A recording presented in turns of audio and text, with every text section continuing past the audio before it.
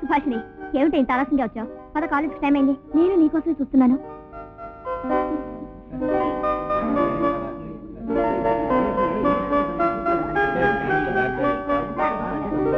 స్వాగతం, సుస్వాగతం. కొత్త విద్యార్థులకు కొత్త రకం సుస్వాగతం. గుడ్ మార్నింగ్ అబ్బాయి గారు, రండి. మీ పేరేమిటి? KS Rao.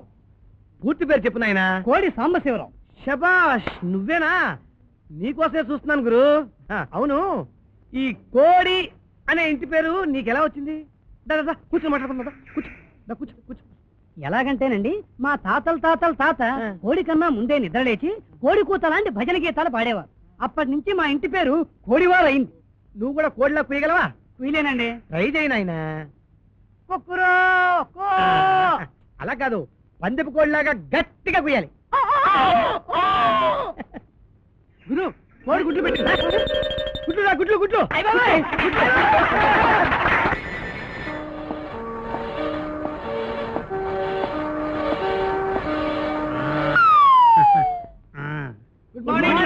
Good morning. Sit down, please. Sit down. My dear students, అంటే నేను మీ లెక్చర్ అని మీకు అర్థమైంది కదా? ఓకే, నా పేరు మన్మథరావు. ఇంకా పెళ్లి కాలేదు. పోతే మరి మీ పేర్లు అవి తెలుసుకోవాలి కదా. లేడీస్ ఫస్ట్ అంటారు. అమ్మాయి నువ్వు లే, నీ పేరు ఏమిటో చెప్పు, లే.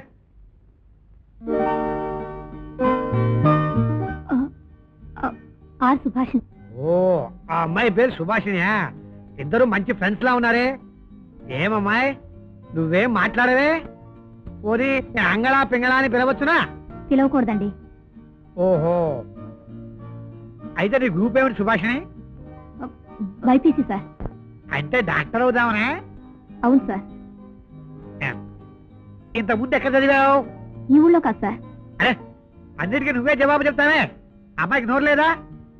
ఏ ఊరు నీది? నువ్వాగు, నువ్వు చెప్పమ్మాయి.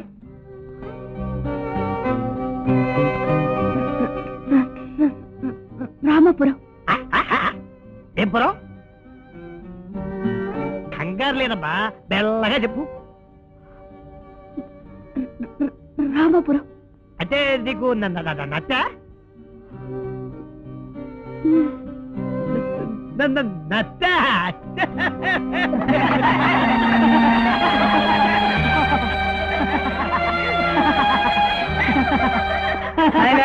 సైలెన్స్. ఓ మన్మథరావా, ఇక్కడేం పనిరా నీకు? బా, 5 నిమిషాలు ఆలస్యంగా రాకూడదట్రా. నేనే లెక్చర్ నన్ను వీళ్ళందరినీ అదరగొట్టేస్తున్నాను. ఇప్పుడే వచ్చేసాం. మై డియర్ ఫ్రెండ్స్, నా రహస్యాలన్నీ వీడు మీకు చెప్పముందే నేనే చెప్పేస్తున్నాను. నేను లెక్చర్ని కాదు, సీనియర్ మోస్ట్ స్టూడెంట్ని.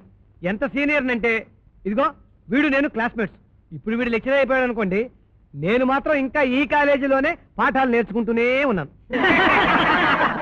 సైలెన్స్. మీరు అలా నవ్వకండి. నేను ఇలా ముదిరిపోవటానికి ఒక కథ ఉంది. అదేమిటంటే, నేను పరీక్ష పాస్ అయితే మా నాన్న పెళ్లి చేస్తానంటున్నాడు.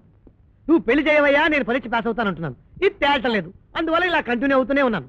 లైఫ్ లో స్టూడెంట్ లైఫ్ మళ్ళీ రాని ఒక మహర్దశ. కాబట్టి వీలైనంత కాలం మీరంతా స్టూడెంట్స్ గానే ఉండమని ఆశీర్వదిస్తున్నాను.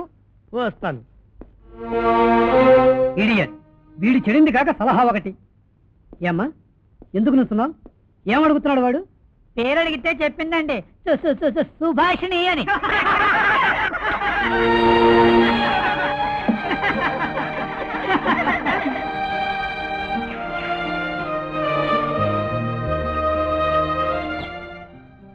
సారీ అండి సుభాషిణి గారు, మీకు చాలా అవమానమైనట్టుంది. అవును, సుభాషిణి అంటే అర్థం ఏమిట్రా?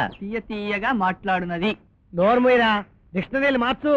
సుభాషిణి అంటే నత్తిగా మాట్లాడినది.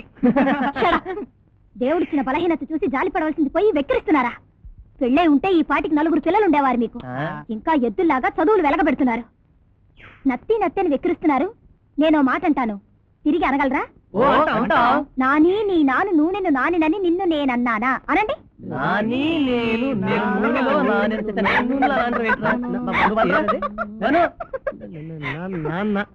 ఇప్పుడు అర్థమైందా? ఒకవేళ నువ్వు ఎదుటివారి వైపు చూపెడితే 4 వేళ్లు నీ వైపు చూపెడతాయి. అది తెలుసుకో. పదవే. అమ్మమ్మమ్మ, ఎంత పొగర్రా ఈ అంగళా పింగళాలకి. వీళ్ళింతటితో వదలడానికి వీలేదు గురు. ఎంత మాత్రం వీలే. వీళ్ళ పని ఉమ్. రేపు చూద్దాం. బాధపడుతున్నావా? ఛ, బాధపడికి. బాధపడే వాళ్ళని చూస్తే ఇంకా బాధపడతారు. ఫట్ ఫట్ మన జవాబు చెప్తే వాళ్ళే నోరు మూసుకుంటారు. ఎలా చెప్పాలి? నోరు లేదు. చెయ్యుండగా షెడ్యూల్ అంటించేదివే.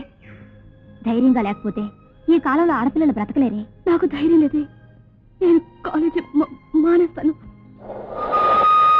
ఎంత కష్టపడి మీ నాన్న నీ కోసం అమ్మలాగా సేవలు చేస్తున్నారు. 50 మైళ్ళ దూరం ట్రైన్లో పంపించి చదివిస్తున్నారు.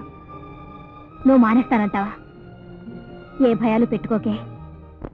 భయం ఎందుకమ్మా? ఈ యదవలోకం భయపడే వాళ్ళని భయపెడుతుంది, భయపెట్టే వాళ్ళకి అది భయపడుతుంది. నేనుండగా నీకెందుకమ్మా భయం? ఉన్నావులే.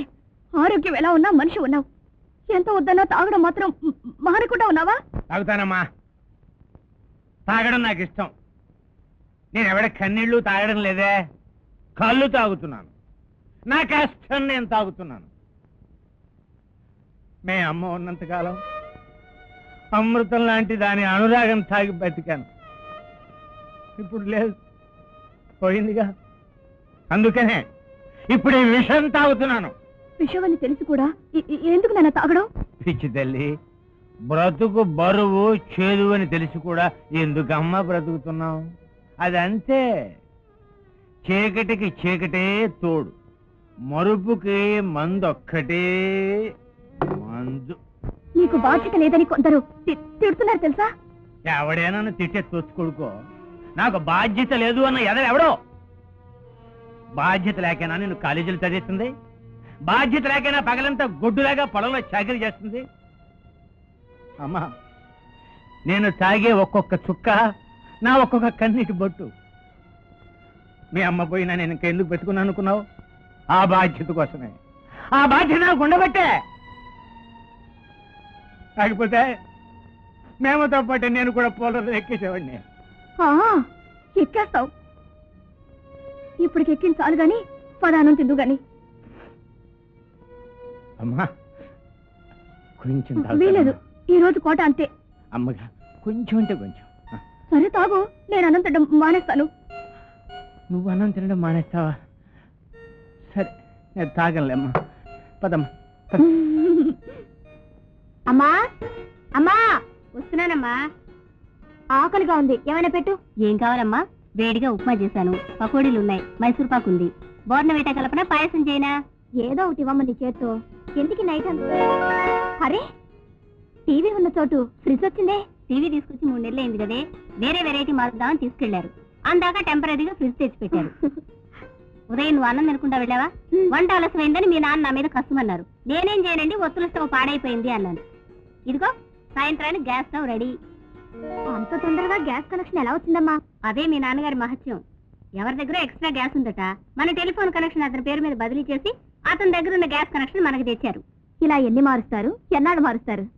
ఎన్నైనా మార్చినవే. నన్ను మార్చినంత వరకు నాకేం అభ్యంతరం లేదు. నాన్న ఎక్కడికి వెళ్ళారమ్మా? చక్రపటాకిలాగా ఎక్కడో రొటేషన్ పనుల మీద తిరుగుతుంటారు. నేనెంత అదృష్టవంతురాలని మీ నాన్నని చేసుకోవడం.